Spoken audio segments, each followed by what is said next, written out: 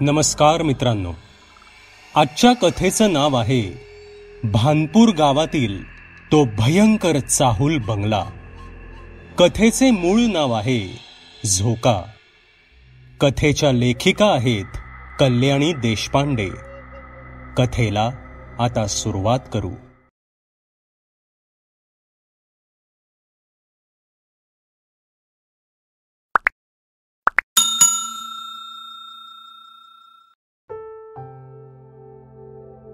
Doctor Surendra हे सरकारी doctor असल्यामुळे भानपूर नावाच्या गावात त्यांची बदली झाली होती.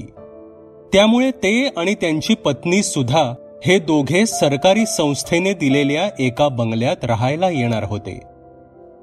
बंगल्यासमोर डॉक्टर सुरेंद्र यांची रिक्षा थांबली. डॉक्टर आणि त्यांची पत्नी सुधा सामान घेऊन खाली उतरले.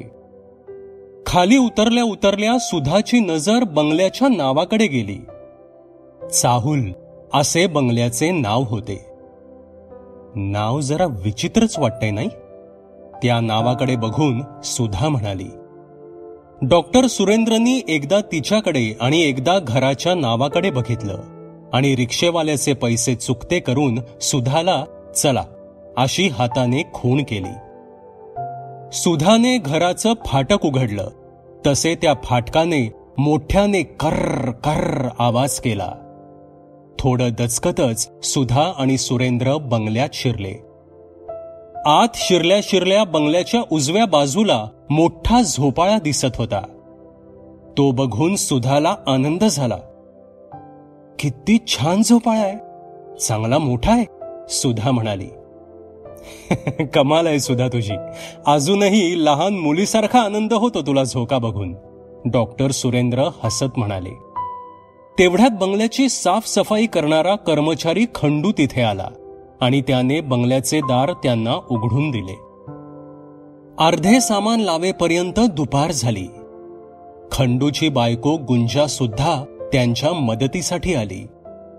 दुपारी सुधा आणि सुरेंद्रचं जेवण आटोपल्यावर संध्याकाळपर्यंत संपूर्ण घर सुधाच्या मनाजोगतं लागलं. साहेब, मॅडम्सनी फिरवून आणा की गावात, दिवसभर घरीच होता तुम्ही दोघं, गुंजा सुरेंद्रला म्हणाली. मोठी शानी हाय तू, ते त्यांचं बघतील, आपण मधी मधी बोलू नये. साहेब स्वारी बर का, माझी बायको लय तोंडाळ हाय, खंडू म्हणाला. अरे खंडू, सॉरी कसलं त्यात, बरोबर आहे तिचं, आत्ता आम्ही दोघे बाहेरच जाणार होतो, डॉक्टर सुरेंद्र म्हणाले. संध्याकाळी सुरेंद्र आणि सुधा दोघेही गावात फिरून आले. ग्रामदैवताचं दर्शन सुद्धा त्यांनी घेतलं आणि ते घरी परतले. उद्या सकाळपासून दवाखान्यात मला जॉईन व्हावं लागेल. दिवसभर घरी तुला एकटंच राहावं लागेल सुधा. इथे आसपास फारशी घरं सुद्धा नाहीयेत. तुला कदाचित बोर होईल, पण त्या खंडूच्या बायकोशी बोलून तू तुझा टाइमपास करू शकतेस. इकडली तिकडली माहिती सुद्धा मिळेल तुला. थोडा टीव्ही बघ, काही वाचन कर, हवं तर तुझ्या आवडत्या झोपाळ्यावर बसून गाणी ऐक. संध्याकाळपर्यंत मी येतोच आहे घरी, काय? सुरेंद्र म्हणाला. हो हो, तुम्ही काही काळजी करू नका, मी होईन ऍडजस्ट, सुधा हसत म्हणाली.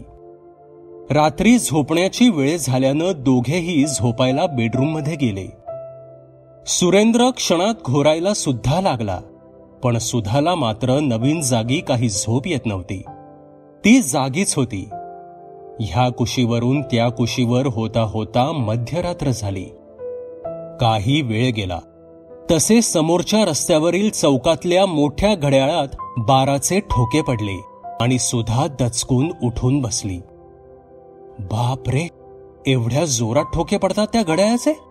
इथल्या लोकांची झोपमोड नसेल होत का, असा विचार तिच्या मनात आला आणि तिचं लक्ष सुरेंद्रकडे गेलं. त्याच्यावर त्या पडलेल्या ठोक्यांचा काहीही परिणाम झाला नव्हता. तो नेहमीप्रमाणेच घोरत होता. तेवढ्यात सुधाला करकरण्याचा आवाज आला. बाहेरचं लोखंडी फाटक वाजतंय की काय, असा विचार करून तिने खिडकीतून बाहेर बघितलं, पण फाटक बंदच होतं. फाटक तर बंद आहे, मग हा विचित्र आवाज कुठून येतोय? तिच्या मनात विचार आला. बेडरूमच्या खिडकीतून तिला फक्त बाहेरचं फाटकच दिसत होतं. पूर्ण अंगण दिसत नव्हतं. त्यामुळे ती बैठकीच्या खोलीत आली आणि तिथली खिडकी उघडून तिने इकडे तिकडे बघितलं. इतक्यात तिला दिसलं की अंगणाच्या डाव्या बाजूला असलेला झोपाळा करकरत वाजत होता आणि मागे पुढे हलत होता. बाहेर वारा वाहत होता म्हणून हवेने हलत असावा असं तिला वाटलं आणि ती खिडकी बंद करून पुन्हा बेडरूम मध्ये आली. पण पुन्हा तोच करकरण्याचा आवाज सारखाच येत होता. पण एवढा जड झोका थोड्याशा हवेने एवढा कसा काय हलू शकतो असा विचार तिच्या मनात आला आणि तिला विचित्र वाटू लागलं. ती पुन्हा बैठकीच्या खोलीत आली आणि पुन्हा तिने खिडकी उघडून झोक्याकडे बघितलं. तसे समोरचे दृश्य पाहून तिला आश्चर्याचा धक्काच बसला. झोका एका लयीत कर्र कर्र आवाज करत मागे पुढे हलत होता. असं वाटत होतं की कोणीतरी त्याच्यावर बसून झोके घेतय, पण झोक्यावर मात्र कोणीच दिसत नव्हतं. ते विचित्र दृश्य बघून सुधाला दरदरून घाम फुटला. झोक्यानं आता वेग घेतला होता. तो जोर जोरात मागे पुढे हलत होता. दुरून अचानक कोल्ह्याचं रडणं ऐकू यायला लागलं. रात्रीच्या त्या नीरव शांततेत ते रडणं खूपच भीषण वाटत होतं. तेवढ्यात एका काळ्या रंगाच्या मांजरीनं सुधा ज्या खिडकीत उभी होती त्या खिडकीत अचानक उडी मारली आणि ती ओरडू लागली. रात्रीच्या त्या नीरव शांततेत अचानक समोर उडी मारलेल्या त्या मांजरीमुळे सुधा एकदम दचकली. ती खूप घाबरली, पण ती मांजर लगेचच खिडकीतून निघून गेली. तसे सुधाने लगेच खिडकी लावून घेतली. सुधा बेडरूम मध्ये आली तर सुरेंद्र झोपेतच होता. उद्या ह्याला सकाळीच हॉस्पिटलमध्ये जायचंय, तेव्हा आत्ता उठवण्यापेक्षा सकाळी सगळं सांगावं असा तिने विचार केला. झोक्याचा आवाज येतच होता. पहाटे 3 वाजता झोक्याचा आवाज यायचा थांबला. सुधाला झोप लागून गेली होती. सकाळी सुरेंद्रला तिने रात्री घडलेली सगळी हकीकत सांगितली, पण त्याचा त्या सर्व गोष्टींवर विश्वासच बसला नाही. सुधा, जास्त विचार करत जाऊ नकोस. एखादं स्वप्न वगैरे पडलं असेल तुला, तुझ्या सोबतीला गुंजाला पाठवायला सांगतो मी खंडूला, म्हणजे तुला एकटं वाटणार नाही. मला आता हॉस्पिटलला जायला निघायला पाहिजे. तू असं वागलीस तर हॉस्पिटलमध्ये नीट काम करू शकणार नाही मी. एखादं चांगलं गाणं ऐक, म्हणजे बरं वाटेल तुला. चल, मी येतो संध्याकाळी. गुंजा येईलच एवढ्यात. सुरेंद्र असं बोलला आणि फाटकातून बाहेर पडला सुद्धा. सुधाला मान डोलवण्याखेरीज पर्याय नव्हता. सकाळचं दैनंदिन काम आटोपताना सुधाला काल रात्रीचे प्रसंग आठवत होते. मी जे काल बघितलं ते नक्की स्वप्न नव्हतं. माझ्या उघड्या डोळ्यांनी मी सगळं बघितलं आहे. तो झोका कोणीतरी त्याच्यावर बसल्यासारखा हलत होता. आता हे कोणाला सांगू? गुंजा आली की तिलाच विचारता येईल. ती ह्याच गावची असावी. तिला नक्की काहीतरी माहिती असेल असा सुधा विचार करतच होती. तेवढ्यात तिला फाटकाचा आणि त्याच्या मागोमाग कुत्र्याच्या भुंकण्याचा आवाज आला. खंडू एक शिकारी कुत्र्यासारखा दिसणारा कुत्रा घेऊन आला होता. खंडू, एवढ्या मोठ्या कुत्र्याला का आणलं इथं? सुधानं विचारलं. साहेबांनी सांगितलंय मॅडम, घरी एक शेपटीसाठी कुत्र पाहिजे म्हणून. खंडू म्हणाला. शेपटी? ओ, खंडूला सेफ्टीसाठी असं म्हणायचंय. सुधाने विचार केला. पण कुठे बांधणार याला? आणि माझ्याच्यानं काही त्याची देखभाल होणार नाही. तसेही मला प्राण्यांची भीती वाटते. सुधा त्रासिकपणे म्हणाली. त्याची काय बी काळजी करू नका मॅडम, मी आणि गुंजा करू याची देखभाल. खंडू म्हणाला. मग ठीक आहे असं म्हणून सुधाने निश्वास सोडला. गुंजा कधी येणार आहे इकडे? सुधाने विचारलं. येईलच थोड्या वेळात, खंडू म्हणाला. त्याने कुत्र्याला फाटक उघडून आत आणलं. पण का कोण जाणे, ते कुत्रे पुढे जायला तयारच होत नव्हतं. जागच्या जागेवर उभे राहून ते जोर जोरात भुंकू लागलं. अरे चल चल पुढे असं म्हणून खंडू त्याला आत आणण्याचा प्रयत्न करत होता, पण ते कुत्र तसूभरही जागचं हलत नव्हतं. त्याचे जोर जोरात भुंकणं सुरूच होतं. ते पाहून सुधाला आश्चर्य वाटलं. खंडूला सुद्धा काहीच कळेना की कुत्र असं का करतंय. ते कुत्रे आता त्या झोपाळ्याकडे एकटक बघून भुंकू लागलं. चित्र विचित्र आवाजात केकाटू लागलं आणि अचानक त्याने जोरात गळा काढून रडणं सुरू केलं. त्याचा तो आवाज फारच भेसूर वाटत होता. अचानक खंडूच्या हाताला झटका देऊन ते कुत्रे फाटकाबाहेर वेगात पळून गेलं. तसे खंडू सुद्धा सुधाचा निरोप घेऊन त्याच्या मागे निघून गेला. सुधा चमत्कारिक नजरेने त्या झोपाळ्याकडे बघतच राहिली. काहीतरी भानगड नक्कीच आहे या झोक्यात. कालचा तो प्रसंग आणि आज त्या कुत्र्याचे झोक्याकडे बघून भेसूर रडणं, हे सगळं साधं सरळ नाहीये. हे घर काही बरोबर वाटत नाही. किती वर्षांपूर्वीचं आहे कोण जाणे. घराचं नाव चाहुल, इतकं विचित्र नाव. किती छान वाटलं होतं मला काल हा झोका बघितल्यावर, आणि आज त्या झोक्याकडे बघताना सुद्धा अंगावर काटा येतोय. असे अनेक विचार सुधाच्या मनात चमकून गेले. तेवढ्यात पुन्हा फाटक वाजलं. आता गुंजा आली होती. काय झालं वहिनी साहेब, अशा कशा पाय उभ्या तुम्ही दारात, गुंजानं विचारलं. बरं झालं गुंजा तू आलीस, मी तुझीच वाट बघत होते, सुधा म्हणाली. सुधा आणि गुंजा आत गेल्या.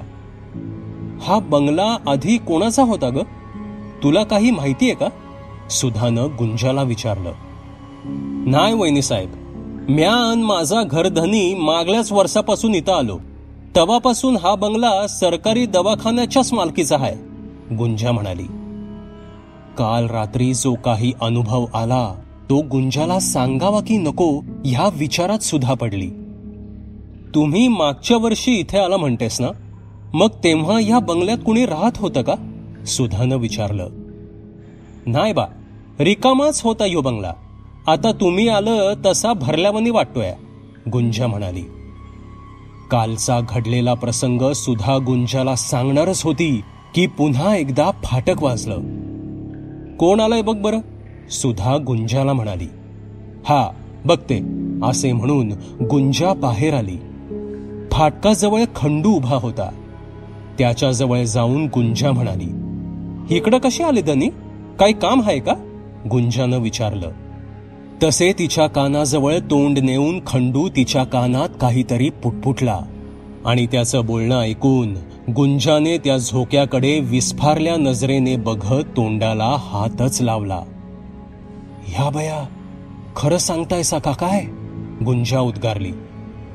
16 आन खरं हाय, हे घे, असं म्हणत खंडूनं एक पिशवी गुंजाच्या हातात दिली. हे काय हाय, गुंजानं विचारलं.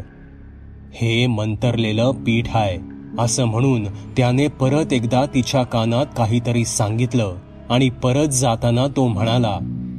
ध्यान ठेवून करजो बरं मी जे सांगितलं ते, खंडू म्हणाला. गुंजा एकदा झोक्याकडे आणि एकदा पिशवीकडे बघून आत गेली. काय झालं ग, कोण होतं, कोणाशी एवढा वेळ बोलत होतीस, सुधानं विचारलं. सुधानं जे विचारलं त्याच्याकडे गुंजाचं लक्षच नव्हतं. ती वेगळ्याच विचारात गढली होती. अगं गुंजा, एवढा काय विचार करतीयस, तुला विचारलं मी, गुंजा, असं जोरात म्हटल्यावर गुंजा भानावर आली. हो हो, काय म्हणला वहिनी साहेब, गुंजाने अडखळत विचारलं. अगं कोण आलं होतं बाहेर, सुधाने पुन्हा एकदा विचारलं. ते माझे घरधनी आले होते, गुंजा म्हणाली. ते पिशवीत काय, सुधाने विचारलं. ते काय नाही, काय नाही, गुंजा सासरत म्हणाली. गुंजा, काही चिंतेची बाब आहे का, कारण आत्तापर्यंत तू चांगली हसत खेळत बोलत होतीस आणि बाहेर जाऊन आलीस तसे तंद्रीतच गेलीस तू. जे काही आहे ते मोकळेपणे सांग बरं. त्यानंतर मला सुद्धा एक महत्वाची गोष्ट तुला सांगायची आहे, सुधा म्हणाली. आधी तुम्हीच सांगा ना वहिनीसाहेब, गुंजा अजिजीनं म्हणाली आणि खिडकीतून ती झोक्याकडेच बघू लागली. एक मांजर त्या झोक्यावर बसली असल्याचं गुंजाला दिसलं. बरं, मी सांगते. अगं, काल रात्री मला विचित्र अनुभव आला.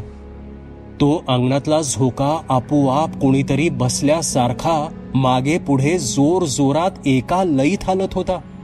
रात्री 12 ते 3 अखंड तो झोका कर्र कर्र असा आवाज करत हालत होता, सुधानं सांगितलं. सुधा बोलत असताना गुंजाचं लक्ष कधी सुधाकडे तर कधी झोक्याकडे होतं. इतक्या धप असा काहीतरी पडल्याचा आवाज झाला आणि पाठोपाठ मांजरीच्या ओरडण्याचा आवाज आला. तशी गुंजा ताडकन उठली आणि घाबरत म्हणाली, वहिनीसाहेब, त्यो झोका बाधित आहे.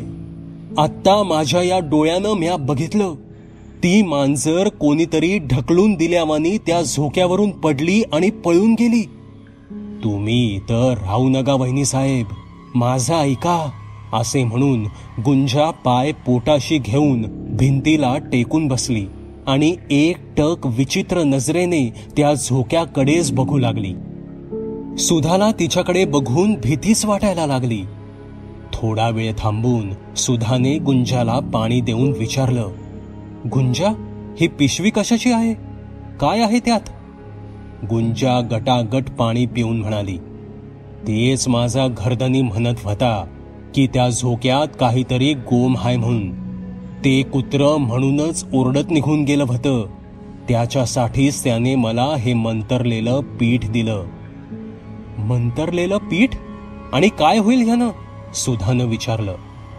ते तर मला ठाव नाही, पण माझा घरधनी म्हणला की झोक्याभोवती हे पीठ टाकून देजो म्हणून, आणि ह्याच्यावर काही उमटलं तर मला सांगजो म्हणून, गुंजा म्हणाली.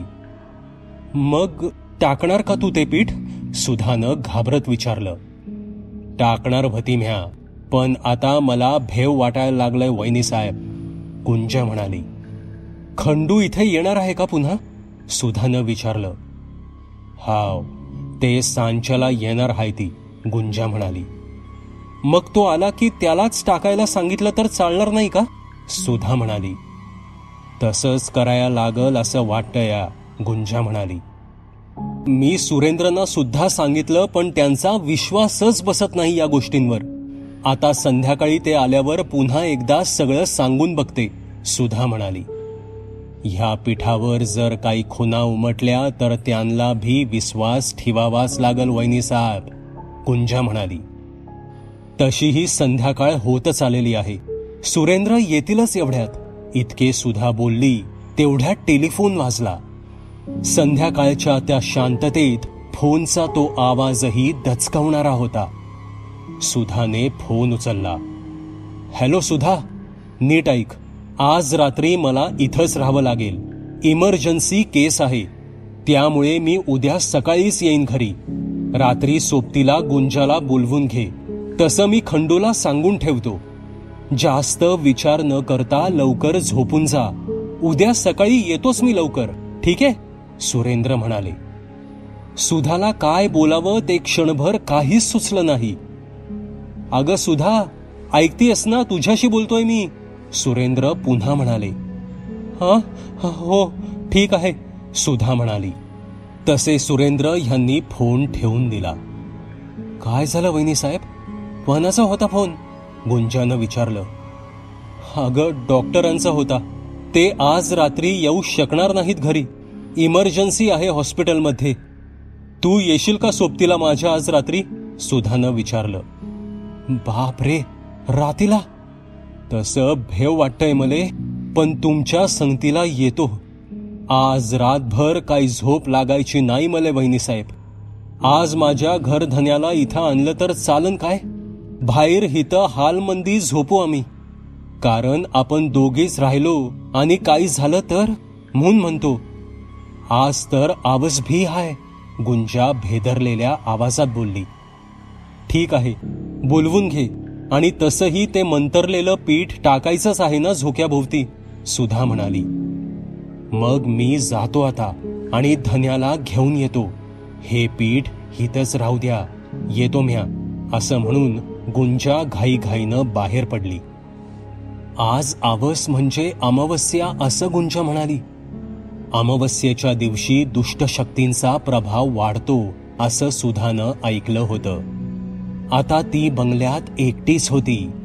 सुरेंद्र हॉस्पिटलमध्ये आणि गुंजा सुद्धा घरी गेली होती. तेवढ्यात अंगणात झोक्याचा कर्र कर्र असा आवाज येऊ लागला. सुधानं खिडकीतून बघितलं.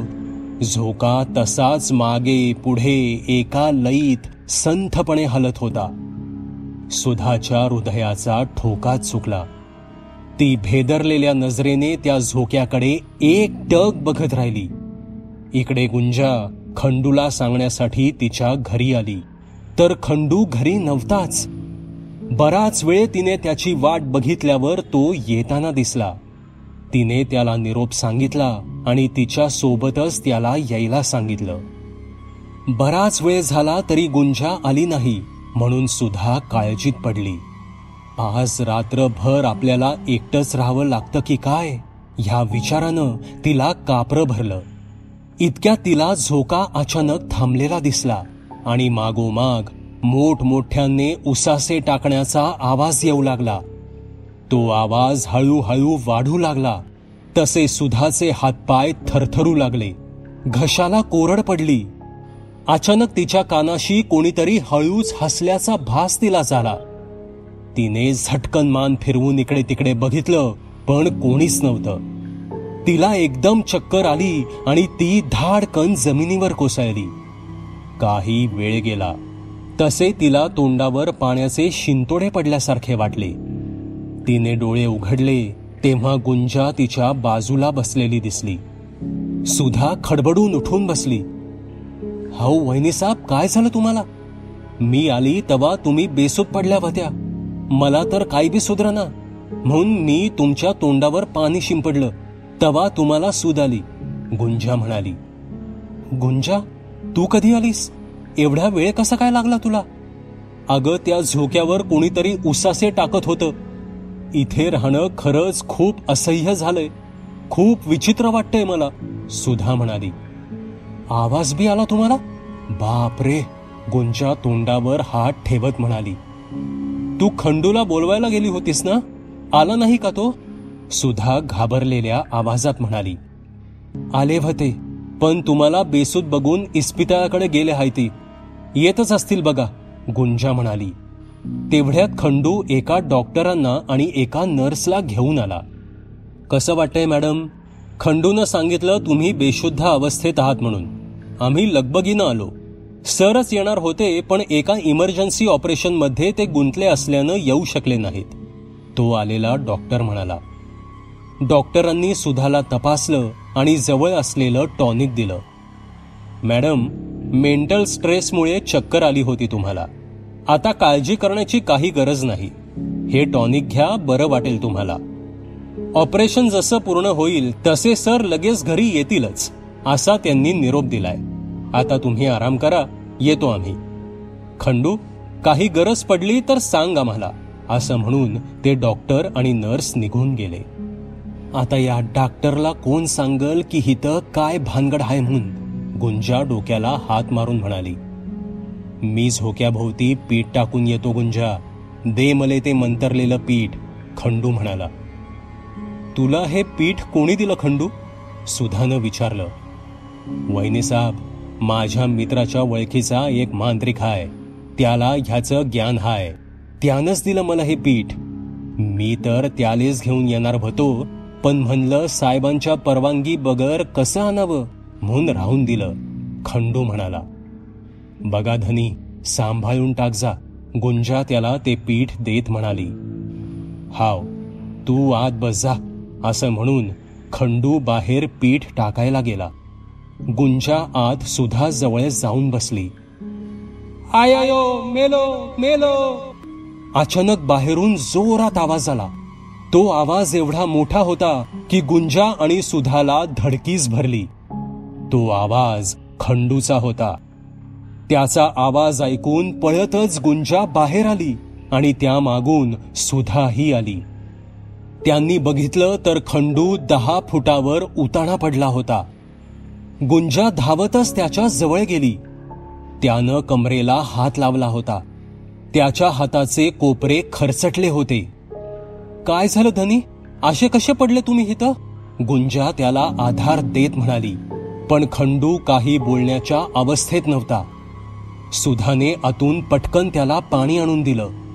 त्यानं थोडं पाणी प्यायलं आणि व्हरंड्यात येऊन भिंतीला टेकून तो बसून राहिला. इतक्यात सुधा, गुंजा आणि खंडूचं लक्ष झोक्याभोवती पसरवलेल्या पिठाकडे गेलं. त्या पिठावर पावलं उमटत होती. जसजसं पिठावर पावलं उमटत होती तसतसं ते पीठ काळे ठिक्कर पडत होतं. ती पावलं झोक्याभोवतीच उमटत होती. ती पावलं गोल आकाराची आणि काहीतरी वेगळीच वाटत होती. त्याला बोटं नव्हती. खूपच विचित्र अशी ती पावलं दिसत होती. अचानक पावलं उमटणं बंद झालं आणि झोका मागे पुढे हलणं सुरू झालं.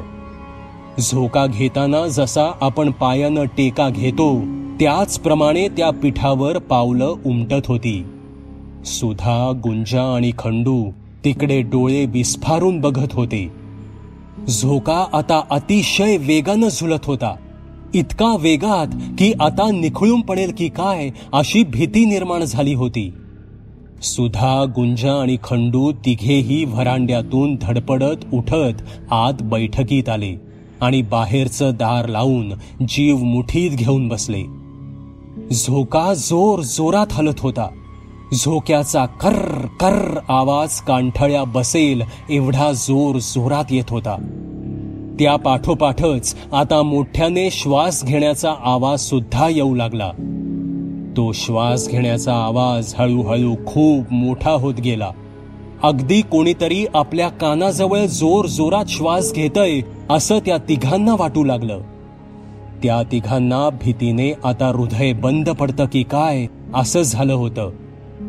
थोड्या वेळानं झोका शांत झाला. रात्र हळूहळू सरत चालली होती. जराही खुट्ट आवाज झाला की तिघेही दचकत होते. अचानक घरातील वीज गेली तसे तिघेही भीतीने गारठले. आतून मेणबत्ती आणायचा सुद्धा त्यांना धीर होत नव्हता. जागेवरच सुधा, गुंजा खंडूचा हात घट्ट धरून बसून होते. इतक्यात सुधाच्या खांद्यावर काहीतरी थंडगार पडल्यासारखं झालं. ती खांदा झटकत ताडकन उठली आणि तेवढ्यात वीज आली. तिने बघितलं तर समोर एक हिरवा सरडा जिभल्या काढत पडला होता. सुधाला तो सरडा पाहून किळसच आली. पण ह्यो आत आलाच कसा? हा, ते खिडकी उघडीच हाय, तिथूनच आला ह्यो असं म्हणून गुंजानं त्याची शेपटी पकडली आणि खिडकी बाहेर फेकून दिला आणि ती खिडकीचं दार लावून वळली. तर तिला असं जाणवलं की तिचा पदर कोणीतरी धरला आहे. धनी असं ती जोरात ओरडली. खंडू धावत तिच्या जवळ आला. त्यानं बघितलं तर खिडकीत तिचा पदर अडकला होता. त्यानं तो सोडवला. भीतीनं त्या तिघांच्याही मेंदूवर खूप ताण आला होता. तिघेही उपाशीच होते. त्यांना जेवणाचं भानच नव्हतं. ते थकून सोफ्यावर बसले. तेवढ्यात फट फट असा आवाज येऊ लागला. कुठलं तरी दार आपटत होतं. तिघेही घाबरले. बराच वेळ तो आवाज येत होता. काहीच वेळा तो आवाज बंद झाला, पण पुन्हा तोच आवाज येऊ लागला. खंडूनं कानोसा घेतला तेव्हा तो म्हणाला, मले वाटते मॅडम तो आवाज आतल्या खोलीतून येऊन राहिला आहे. खिडकी उघडी असेल कदाचित. मी बंद करून येऊ की तुम्ही करता बंद? आपण तिघेही जाऊन बंद करून येऊ, सुधा म्हणाली आणि ते आत बेडरूम मध्ये गेले. तिथली खिडकी सताड उघडी होती. खंडूनं पुढे होऊन ती बंद केली आणि ते परत बैठकीत आले आणि सोफ्यावर येऊन बसले. मध्यरात्र उलटून गेली होती. झोक्याचा आवाज पुन्हा येणं सुरू झालं. काहीच वेळात अचानक तिघेही एकदम ग्लानी येऊन बेशुद्ध पडले. सकाळी चाहुल बंगल्याचं फाटक वाजलं. सुरेंद्र दवाखान्यातून घरी आला होता. त्याच्याबरोबर एक कंपाऊंडर सुद्धा होता. घर शांत होतं. त्यानं अंगणात येऊन सुधाला आवाज दिला, पण आतून काहीच प्रतिसाद आला नाही. तो सुद्धा रात्रभर ऑपरेशनमध्ये बिझी असल्याने थकून गेला होता. झोक्यावर सूर्याची कोवळी किरणं पडली होती, म्हणून तो झोक्याच्या दिशेनं गेला आणि त्यानं जेमतेम बूड टेकवलंच होतं की त्याच्या पेकाटात कोणीतरी जोरात लाथ मारल्यासारखं त्याला वाटलं आणि तो मोठ्याने ओरडत 10 फुटावर जाऊन पडला. त्याला पडलेलं पाहून त्या कंपाऊंडरने आधार देऊन सुरेंद्रला उठवलं आणि आत नेलं. आत जाताच सुरेंद्रला धक्काच बसला, कारण आज सोफ्यावर सुधा, गुंजा आणि खंडू तिघेही बेशुद्ध अवस्थेत पडले होते. अरे, यांना काय झालं? चल सदू, यांना हॉस्पिटलमध्ये न्यावं लागेल. 1-2 जणांना ॲम्ब्युलन्स घेऊन बोलवून घे, सुरेंद्र म्हणाला. काहीच वेळात ॲम्ब्युलन्स आल्या. तिघांनाही हॉस्पिटलमध्ये भरती केलं आणि उपचार सुरू केले. तिघांनाही खूप अशक्तपणा आला होता. जोरात पडल्यामुळे खंडूच्या कमरेचं हाडही दुखावलं गेलं होतं. सुरेंद्रच्या कमरेलाही जबर मुका मार लागला होता. त्यामुळे सगळ्यांवरच उपचार सुरू होते. 2 दिवसांनी गुंजाला शुद्ध आली. खंडूला 24 तासात शुद्ध आली. सुरेंद्रलाही थोडं बरं वाटू लागलं. पण मधून मधून खंडूच्या आणि सुरेंद्रच्या कमरेतून कळा येत होत्या. सुधा अजूनही बेशुद्धच होती. 3ऱ्या दिवशी ती शुद्धीवर आली. शुद्धीवर येताच ती घाबरून सुरेंद्रला म्हणाली, सुरेंद्र, तुम्ही काहीही म्हणा, पण मी त्या भयंकर घरात आता येणार नाही. त्यापेक्षा मी इथेच बरी आहे. मला ते कळलंय सुधा. जेव्हा माझ्या पेकाटात एक लाथ बसली तेव्हाच मला समजलं की तू जे काही म्हणत होतीस ते सगळं खरंच होतं. मी स्वतः सुद्धा अनुभव घेतला आहे. तू म्हणते आहेस ते बरोबर आहे. तिथे आपल्या जीवाला धोका आहे. मी आधीच आपलं सामान दुसऱ्या एका घरात शिफ्ट केलंय आणि ते घर गुरुजींकडून आधीच तपासून घेतलंय. त्या नवीन घरात काहीच प्रॉब्लेम नाहीये. काही दिवसांनी सुधा डिस्चार्ज घेऊन नवीन घरात आली. दिवसभर ती संपूर्ण घरात फिरून निरीक्षण करत राहिली. एके रात्री 12 वाजता तिला पुन्हा झोक्याचा आवाज आला आणि ती खडबडून उठली. तिला दरदरून घाम फुटला होता. ते पाहून सुरेंद्रला सुद्धा जाग आली आणि तो लगेच उठला आणि त्याने तिला पाणी दिलं. सुरेंद्र, मला पुढे तिला बोलावलं नाही. सुरेंद्रने तिच्या खांद्यावर हात ठेवून तिला धीर दिला. थोडा वेळ जाऊ द्यावा लागेल सुधा. हळूहळू तू सेटल होशील.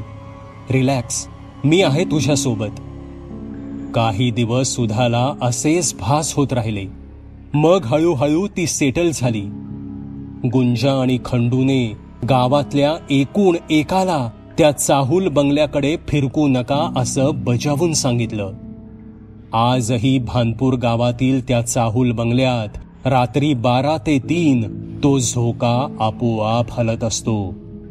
बंगल्याच्या संपूर्ण अंगणात पुरुषभर उंचीचं गवत वाढलेलं आहे. फक्त झोक्याभोवती सगळीकडे खुरटलेलं काळं ठिक्कर पडलेलं गवत आहे.